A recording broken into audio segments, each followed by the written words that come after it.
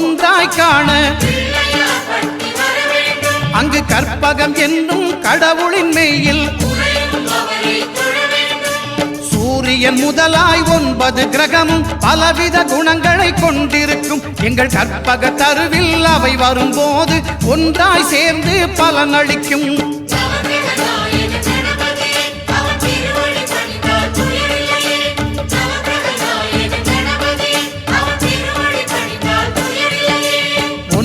கோளும் ஒன்றாய் காண